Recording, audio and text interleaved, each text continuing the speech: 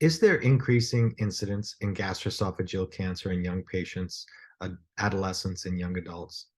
In this video, we're going to look at some of the studies that have looked at epidemiological incidences of the various subsets of gastroesophageal cancer and whether or not there is, in fact, an increasing incidence in this disease and whether or not it's similar in biology or not to the common cancers that occur in older ages. So to summarize what we looked at who's at risk of gastroesophageal cancer, we looked at and learned that cancer in itself is the second leading cause of mortality in the United States and is expected to overcome heart disease, which is currently the number one. We also discussed in numerous videos the three main subtypes of gastroesophageal cancer: esophageal squamous cell, usually in the upper and middle esophagus, sometimes occurring in the lower esophagus, the esophagogastric junction adenocarcinomas, and the gastric non-cardia adenocarcinomas. We mentioned that gastroesophageal adenocarcinoma as a whole is really thought of as one entity, even though we recognize different anatomical locations, different etiologies, different causes, but at the same time, they do have a lot of similarities in biological makeup. And when we get to treatment, you will see in the metastatic setting for sure, and even in the locally advanced setting, the treatments are quite similar. We looked at the incidence of gastric cancer and esophageal cancer in the United States, and together they make up almost 30,000 cases per year in terms of deaths per year.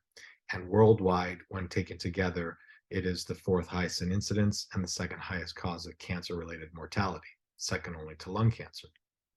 We looked at the incidences of stomach cancer and esophageal cancer over the last decades, and you can see that stomach cancer has declined in incidence and mortality, whereas the incidence and mortality seems relatively stable when you look at esophageal cancer, but we noted that this includes both the adenocarcinomas and the squamous cell, but when we parse that out, the squamous cells are actually decreasing in incidence over the decades, whereas adenocarcinomas are increasing, secondary to differences in the incidence of smoking over time declining and the incidence of obesity increasing over time, which is a known association with esophagogastric junction adenocarcinoma.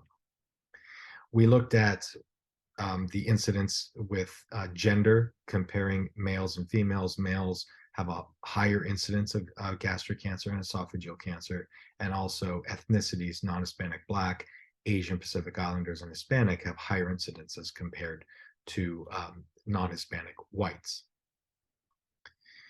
We then looked at age groups and noted that in this table, we can see that gastroesophageal cancer is not listed here because they're considered separate in the statistics. But if you do combine them, particularly for males, it would creep up into the top 5.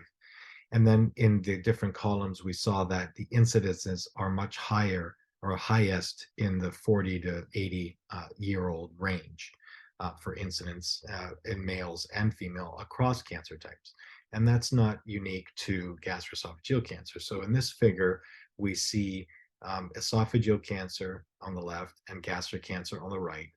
We see the plots in blue for esophageal squamous cell, in red for esophageal adenocarcinoma, in green for gastric cardia cancer, and in the brown in gastric non-cardia cancer. And on the x-axis, we see the different age groups from age 20 to 85 for both. And on the y-axis, what is plotted here is the ratio of male to female incidence. And when the plot is on the 1, that's telling us that at a given age group, that the incidence is equal between males and females. And so you can see here for squamous cell esophagus, that is about true for 20-year-olds.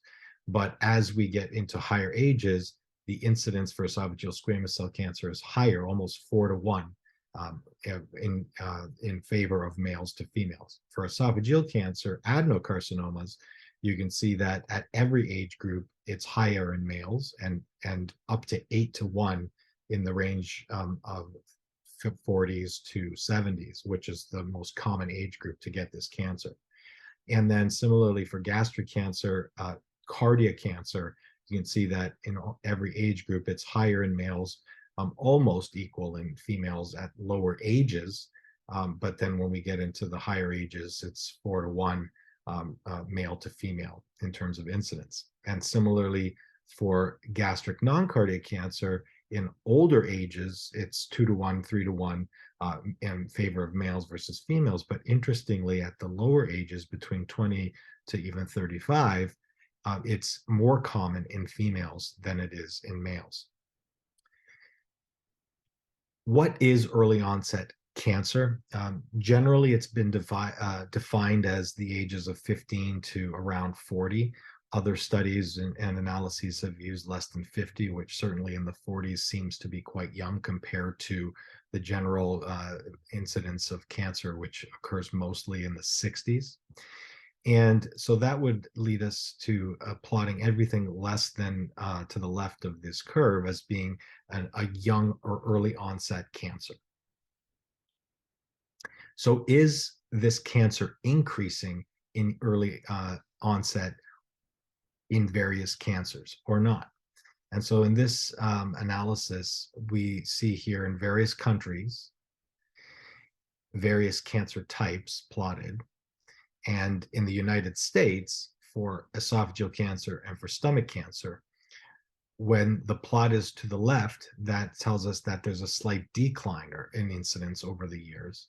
If the plot is to the right, then it would be an increase in incidence. So there is a slight decrease in incidence in esophageal cancer, and the top bar refers to females and the bottom bar refers to males. And so we have to keep in mind that this is including both squamous cell and adenocarcinomas. And I'll show you in a different analysis that parses it out by adenocarcinoma that there might be a slight increase in adenocarcinomas. And then for gastric cancer, you can see that there is a slight increase over the years in terms of early onset cancers, more in female than in male, very interestingly. This is another separate analysis that shows the same thing, that compared to the reference age of people born in 1955, people that are older than that have a higher incidence compared to those at the age that were born in 1955. But interestingly, this trend that there is a increased risk in younger patients with gastric cancer. So higher risk of getting gastric cancer in the elderly and in early onset between 15 and 40 compared to the Middle Ages. So this is an interesting analysis. I should note that there are other studies that do not support this. And so there are differences in the definition of what's early onset. There's just random variation. But there is this consistent trend across a number of different studies that suggests that there is an increased risk in gastric cancer in the younger patients. So that's something to bear in mind. Is this type of cancer of patients that are in the young ages, 15 to 40, the same in terms of biology and outcomes compared to the general cancer that occurs more commonly in those that are older than 40 to 50 and less than 80? Well, most studies suggest that they are different. They have a higher incidence of poorly differentiated biology. And what is that? That is what the pathologist describes the cancer cells to look like under the microscope. So the cancer cells can look well differentiated to poorly differentiated on a spectrum. Well differentiated means they look like cancer, but they look almost normal in terms of what it should look like under the microscope, as opposed to the other extreme where these cells look very abnormal and very different and everything in between. So usually there's three gradations. There's well differentiated, moderately differentiated, and poorly differentiated. And so poorly differentiated tumors seem to track with these early onset gastric cancer. Under the microscope, these are actual examples of what a well-differentiated cancer would look like, moderately differentiated, and very poorly differentiated tumors. There's also a higher incidence of signet ring and diffuse type cancers. And as a consequence, when we talked about diffuse type cancer and CDH1 mutation in that video, we know that these go hand in hand. And this study showed that as you looked at the most youngest group, the youngest patients that are getting diagnosed with gastric cancer, the incidence of diffuse type is increasing and the incidence of signet ring cells is increasing. And so this has been a pretty consistent evaluation and outcome across different independent studies looking at this early onset group of patients that get gastric cancer, that they tend to be poorly differentiated. They tend to have a higher incidence of signet ring and diffuse type cancers and have CDH1 mutations. Do they do differently in terms of outcomes, stage for stage? Again, there's some discrepancy. Some studies should suggest not, but others suggest that there is a difference. And this is one such study that shows that patients that get diagnosed with gastric cancer at younger ages tend to do worse than patients that are getting diagnosed at a higher age. So presents at a later stage in general is another finding that is very consistent, that patients that are getting diagnosed at an earlier age have a more advanced stage at the time of diagnosis, stage 3 and 4, as opposed to stages 1 and 2. And at each stage tend to have a worse prognosis, at least in some studies.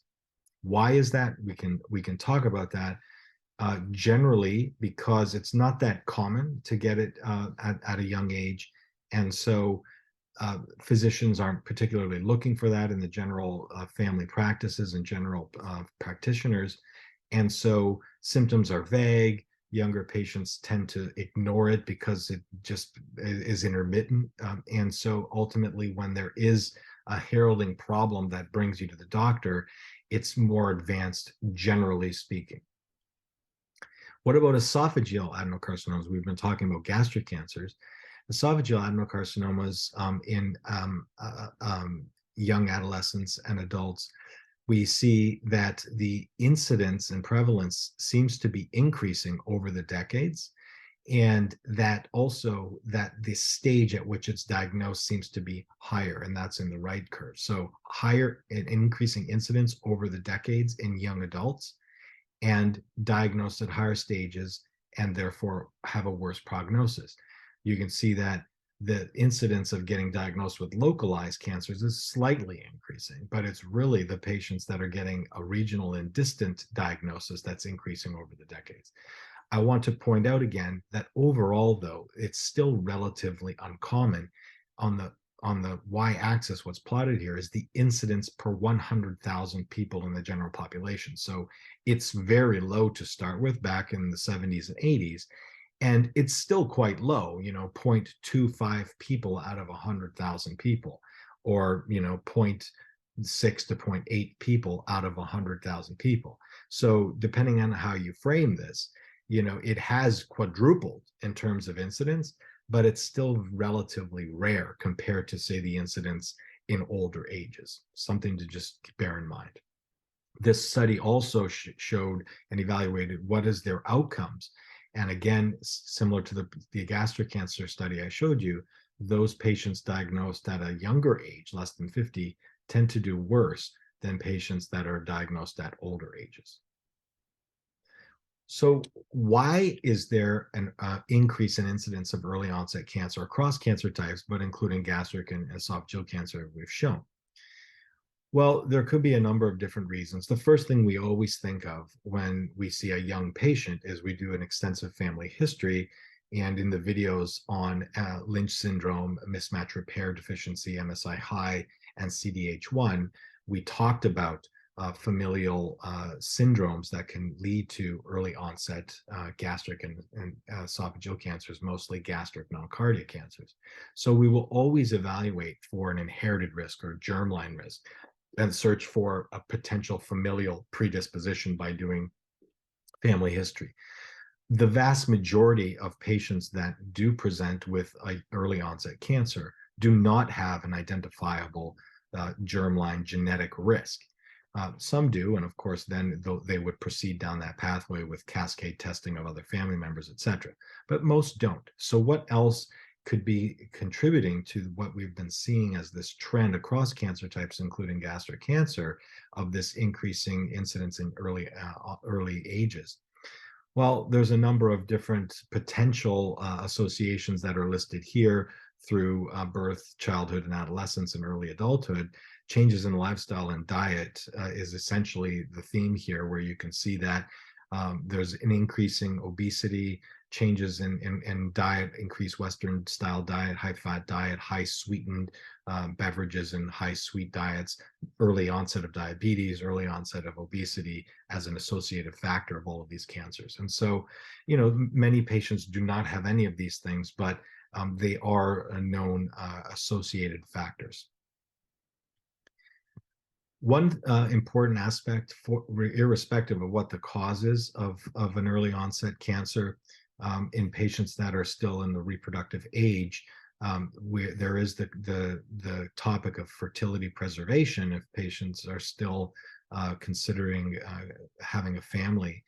And so it would be really important to talk with your doctor on how your treatment may affect fertility when we talk about the videos of chemotherapy, radiation therapy, and even targeted therapies where it's relatively unknown how they affect fertility. It's important to talk with your doctor about the potential for fertility preservation, what options there are, and to actually see a fertility specialist before starting the treatment. Sometimes it's a little tricky because the symptoms of the cancer are severe and treatment needs to be started relatively quickly, and trying to get in to deal with this issue is difficult and has to be juggled. That research has found, though, that although discussions of fertility preservation between doctors and young adult cancer patients are becoming more common, there still needs to be improvement. Sometimes, the pressing issue is the cancer itself, and so this is not really on the radar. And again, we have to put all of this into the context of the diagnosis and the prognosis and what the stage is. And when we talk about in the videos of the staging and what that means in terms of prognosis, we have to put the concept of potentially having children in the context of that diagnosis and prognosis. So in this video, we looked at whether or not there's an increasing risk of gastroesophageal cancer in young patients, and most studies suggest that there is a small but real increase in risk for both gastric cancer and esophageal adenocarcinoma. There is a suggestion that there's a higher risk in young females with gastric cancer. So in the next videos, we'll be moving on to what are some of the symptoms of these cancers and how to diagnose them. And pertinent to this discussion, again, when we talk about symptoms, again, these types of cancers in the young tend to present at later stages because no one's expecting this cancer at such a young age, and patients often ignore the problems until they're a little bit more advanced. So stay tuned for the next videos. Thank you.